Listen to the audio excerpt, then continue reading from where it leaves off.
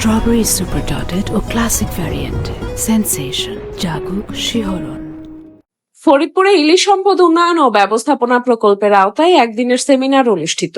জেলা প্রতিনিধি ফরিদপুর সদর উপজেলা হলরুমে জেলা মৎস্য দপ্তরের আয়োজনে ইলিশ সম্পদ উন্নয়ন ও ব্যবস্থাপনা প্রকল্পের আওতায় একদিনের সেমিনার অনুষ্ঠিত হয়েছে।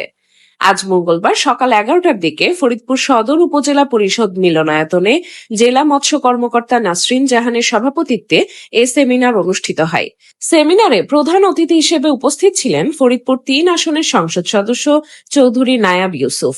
বিশেষ অতিথি হিসেবে উপস্থিত ছিলেন অতিরিক্ত পুলিশ সুপার ফাতেমা ইসলাম।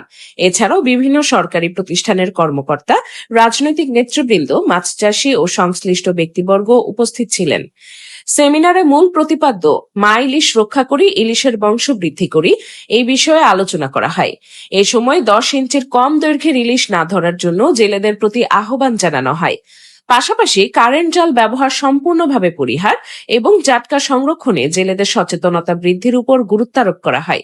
বক্তারা বলেন, শুধুমাত্র আইন প্রয়োগের মাধ্যমে নয়, বরং জনসচেতনতার মাধ্যমেই জাটকা সংরক্ষণ কার্যক্রম সফল করা সম্ভব। তারা মৎস্য সম্পদ সংরক্ষণে সবাইকে একসাথে কাজ করার আহ্বান জানান।